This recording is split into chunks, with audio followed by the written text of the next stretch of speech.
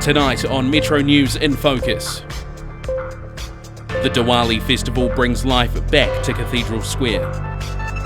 And one of the city's oldest buildings transforms into Christchurch's new Marijuana Museum.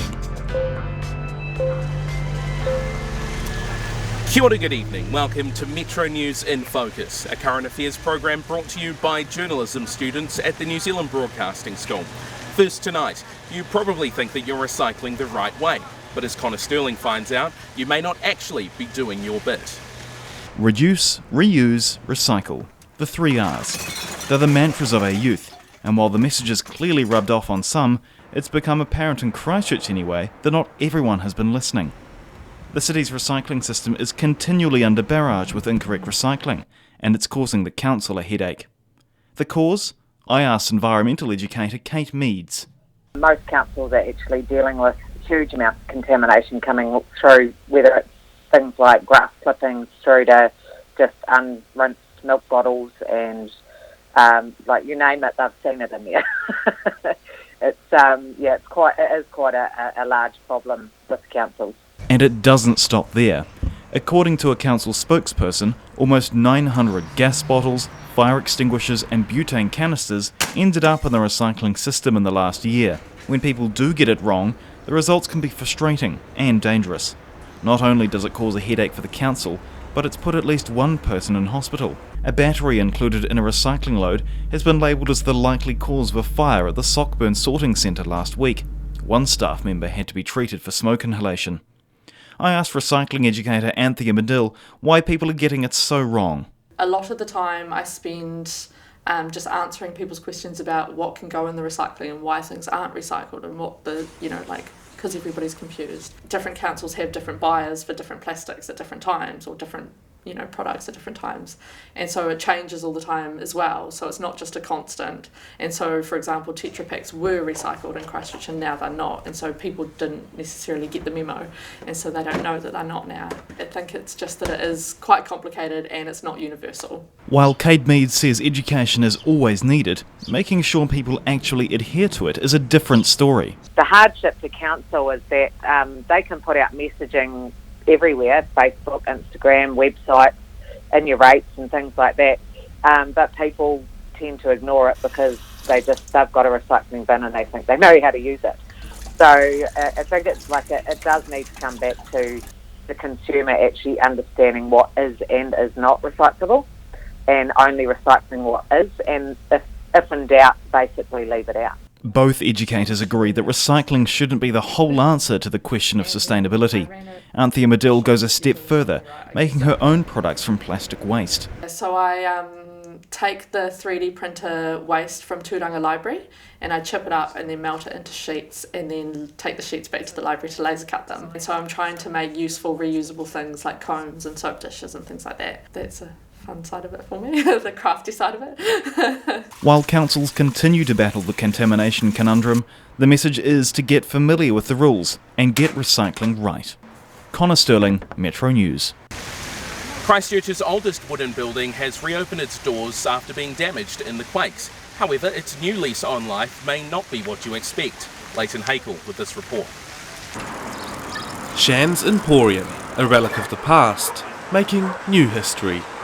Shan's is one of the oldest, it is the oldest weatherboard business commercial building in Christchurch, 158 years old. 7 years ago it was almost destroyed in the earthquake. It's been reconditioned and today it opens as Whakamana, a boutique cannabis museum. Michael Mail is the man behind Cookie Time, now a hemp environmentalist. He's teamed up with Abe Gray to open Whakamana, the New Zealand Institute for Cannabis Education, Research and Development. And they've got big plans. Looking to raise $1 to $2 million. We're going to use that money to rebuild the church. It's a year away from being finished. And into that church, we are going to put a cannabis museum during the day. By evening, we have a great big open space for Cannabis University. So cannabis education, sitting on the floor, a hemp creek floor, on hemp cushions and hemp bean bags, learning, re-educating ourselves in the magnificence of this plant. And by night, the cushions and bean bags go away, it becomes a dance floor for DJs and live music, and our plant medicine shot bar will be serving all sorts of amazing concoctions to help nourish your body and wake up tomorrow morning with the opposite of a hangover. With New Zealand voting on whether to legalise the plant next year, it's hoped everything will be ready for then. And if everything went swimmingly, we could be opening on the referendum day. And if the law changes, there are further plans to make this a dispensary. But in the meantime, the museum is open for anyone interested. All they ask for in return is a donation of $4.20. Leighton, Heikell, Metro News. The Diwali Festival returned to Cathedral Square for the first time since the earthquakes, attracting a crowd of nearly 30,000 people.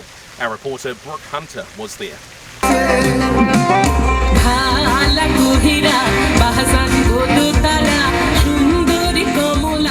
Last weekend, Cathedral Square was abuzz as people flooded the CBD to celebrate the biggest festival on the Indian lunar calendar, Diwali, which was back in the centre of town for the first time since the quakes. The Festival of Lights is the largest of the Hindu celebrations, and for the Indian community, it's as big as Christmas.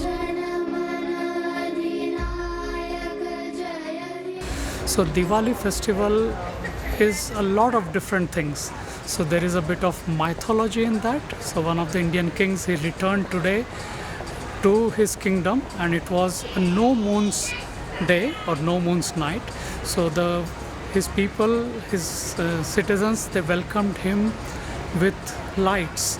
Moving out of Horncastle Arena, which had been a ticketed event, as well as having a limited capacity, has opened the festival for more of the public to partake in celebrations. We were limited by the safety numbers of the arena, and half an hour or 20 minutes before the close of the event, there were still people queuing up at the gate. So we could only allow them in when a certain number of people go out. The larger crowd is likely to have been helped by Diwali falling on a long weekend. Thank you so much for bringing the culture, the heart and the soul of your culture to the heart of our city. The approximate turnout of almost 30,000 people was well above what community board member Sharish Panjabi experienced when he first celebrated the festival in New Zealand. I remember when Manik and I came to New Zealand more than 15 years back, the Diwali festival used to be for the Indian community. So we had 200, 250, 300 people, a very small event. And then later it became an event for the city. Sharish says that by celebrating the festival, it helps to educate the community about how multicultural Christchurch is becoming. The Chinese Lantern Festival, the Diwali, the Eid, they all go hand in hand with festivals like Christmas. So that's what New Zealand is about, and we learn little more about each culture, each religion, and I think that helps living in a society which New Zealand is today. It isn't just the big cities taking part in festivals, as the districts are also hosting Diwali celebrations. A week or two ago we had Diwali in Selwyn. So, it's spreading not only to the main centres like Christchurch, but also to these rural parts of Canterbury. Diwali is part of a bigger 5-day event which coincides with the Hindu New Year. Brooke Hunter, Metro News. Veganism is sweeping the world, prompting some to think it's more than just a lasting fad, but perhaps a new norm. A norm which has found its way to Christchurch. I set out to find the best vegan burger in this city, but I had a little help. Meet Paris Porter. She runs the Instagram account @VBurgies, reviewing vegan burgers around Christchurch. She reviews in disguise, hiding her face with the burgers in question, but sat down with Metro News for an interview this week. Well, I started at the start of this year, so probably like a year and a bit, yeah. So, I presume therefore you are vegan yourself? Yes, I actually, 1st of October, 2 years ago I went vegan on a dare. And then I got to the end of the month and there was kind of no reason for me to go back to having dairy and everything. Now she runs an Instagram account with photos of all the vegan burgers she's tried around the Garden City, but she says it's not just limited to this city. It's definitely like an ongoing project, and like I'm obviously like I might go weeks without using it, but then if I travel somewhere I might pop a burger on, or you know. One of her favourite burgers, the half-baked, is sold here at Slick Burgers. I spoke to the owner, who goes by the name of Slick Rick, and says a Wellington bar got him onto the vegan scene in the first place. After I met one of the owners from Laundry, and he was saying that although they, predominantly do meat, every week they do a vegan burger of the week, and they have like lineups down the street, because people want to try their new creation, and it's more popular than their meat burgers, Even though they still sell meat, they still have a massive vegan following. And by and large, in Christchurch, it's smaller local businesses that incorporate vegan options. The Burger King Salad Burger, their only meatless burger, has cheese, and McDonald's doesn't offer any meatless option. That's set to change, with McDonald's launching a trial vegan burger in 28 of their Canadian restaurants. But because the new vegan patty isn't cooked separately to meat, the food giant can't quite claim a fully vegan burger. So for now, that's a failing grade for both of the world's biggest burger joints. I've seen a lot of people like messaging like those food chains on Facebook and stuff, and usually their response is that they don't think it'll get enough people will buy it, so it won't be worth it. We try and draw from what we hear people saying and talking about, and if we see a lack somewhere, then we'll try and get in there and hopefully make some people happy and things like that. And appealing to a vegan or even vegetarian market is more profitable than ever.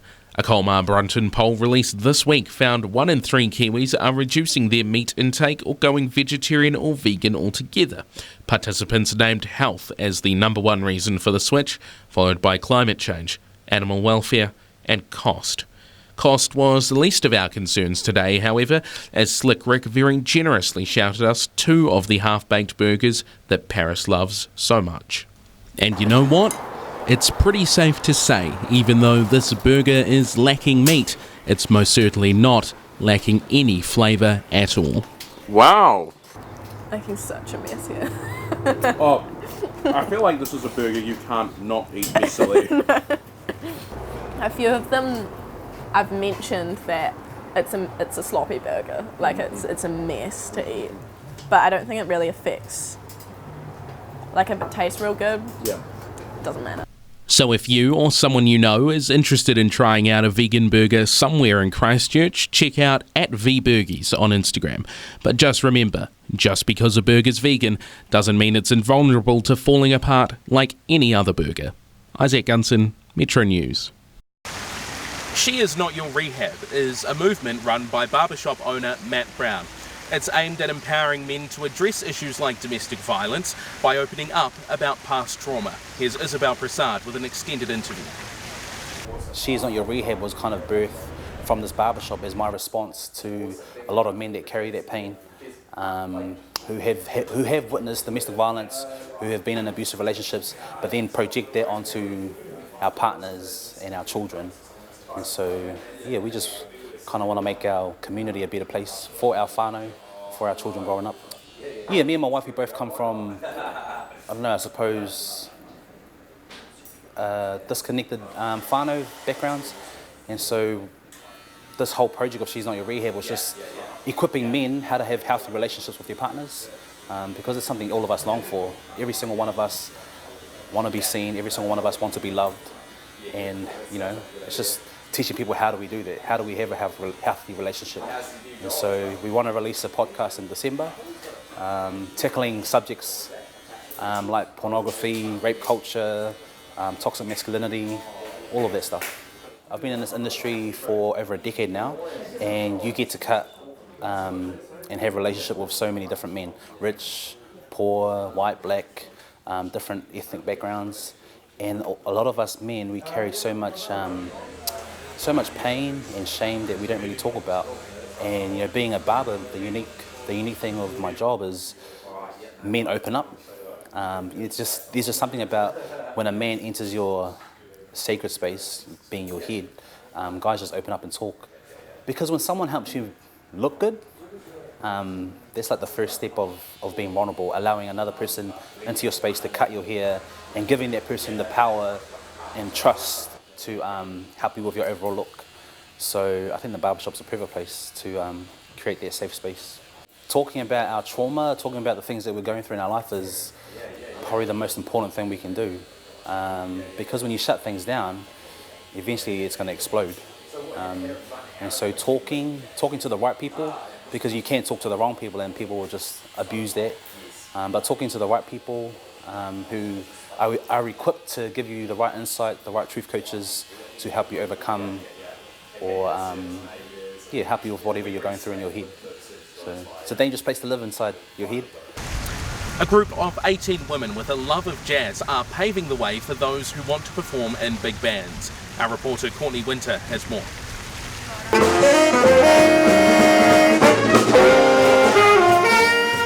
At a jazz club in Christchurch, listeners are brought to their feet by the music.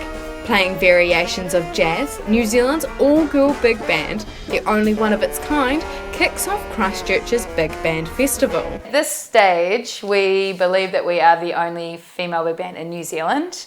We haven't come across any other full big bands. There are obviously smaller combos, but as a full big band, we are the New Zealand's first. The group of women aim to change the face of big bands, which is typically a male-dominated genre.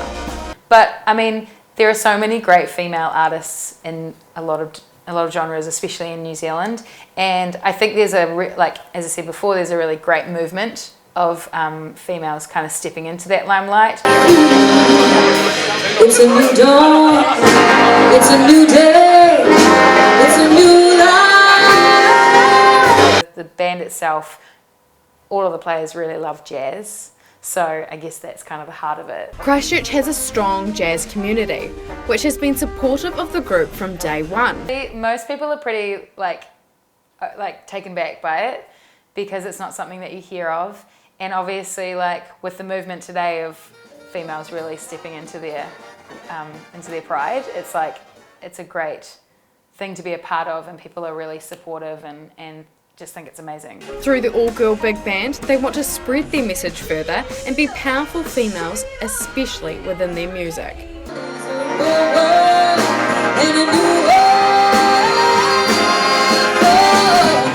Courtney Winter, Metro News.